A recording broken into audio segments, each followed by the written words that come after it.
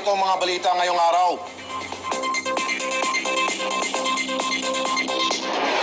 Mga suspect sa bagong modus sa nakawan sa mga kondominium laglag sa mga otoridad. Komadronang sumasideline na plastic surgeon na bisto dahil sa pumalpak daw na nose lift. 50 bahay na abo sa sunog sa Quezon City. Hatol ng korte sa mga Oakwood mutineer ilalabas na ngayong araw. Try naman ako na ipatangos tong Metro on the spot. kung mapatunayan pong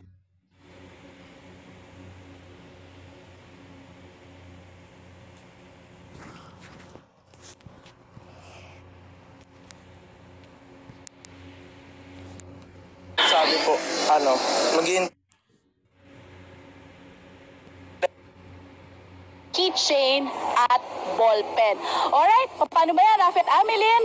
Titingin-tingin muna kami dito. Balik muna sa inyo dyan sa studio.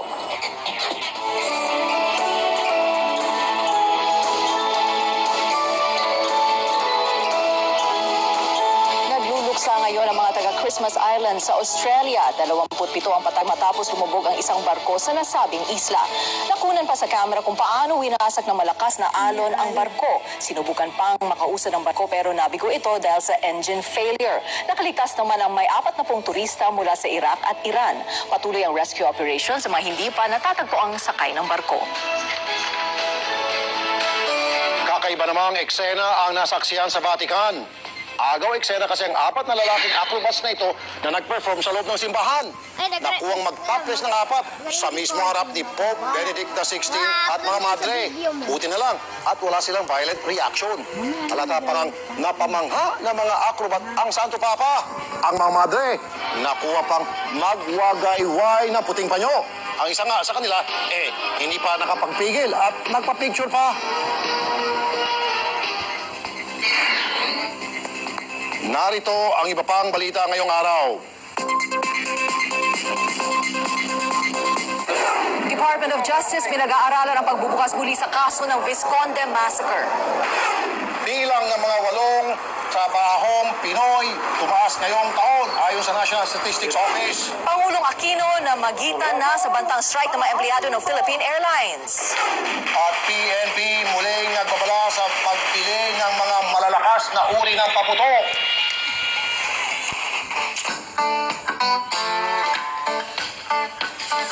Diretso na tayo, Rafi, sa ating kwentong kakaiba. Isang Christmas tree ang pambato ng Abu Dhabi para sa pinakaglamoroso at pinakamahal na holiday tree sa mundo.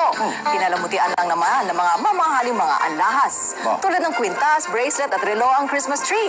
At hindi lang yan, may mga ilang gems din na nagpakinang dito. Aabot sa halos 1 milyong dirham o 11 million pesos ang buong tree.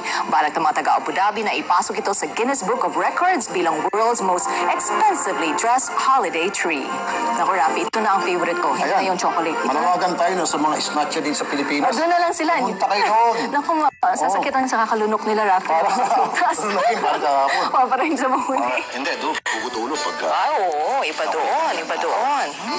At mga kapatid, siyam na araw na lang, Pasko na. Susunod na po ang Juicy, kung saan live nilang guest si Aramira pasagutin ang iba't ibang issue. At yan ating oras ng balita ang puno ng sahog at tama ang timpla.